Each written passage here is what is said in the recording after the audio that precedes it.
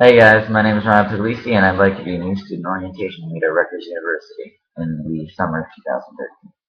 Now then, per the assignment, it says we should talk about a various medley of topics with regards to education, service, equity, empowerment, and caring. Now, I could talk about all of them, but I want to concentrate mostly on caring because I feel as though that's the most important value when it comes to being an orientation leader. When it comes to caring as an orientation leader, you, in a sense, are the first link a new student has to the university. They meet you, and during my orientation, John Reinhardt, my orientation leader, was an extremely caring guy. He answered all of my questions effectively, and he made me feel as though I really belonged at this university.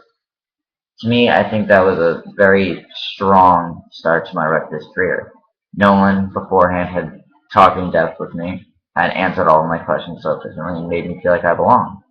And I think that's really important with a student. When it comes to a new student, especially if they're an out-of-state student or maybe even an international student, what you need is to form that initial connection. And that's what caring does. That basic asking, oh, hey, I'm Ryan. What's your name? Oh, really? You like puppies? What kind of sports do you play?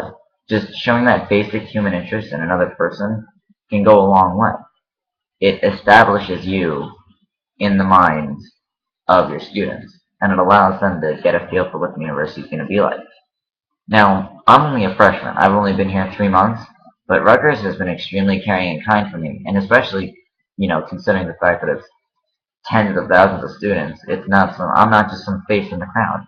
I matter to the community, I matter to my friends, I matter to the university as a whole. And if we show students that type of caring when they first walk in, it makes a lot of difference. Now, as for how it's affected me in my life, when I was, a toddler, like 3 or 4, I was diagnosed with autism.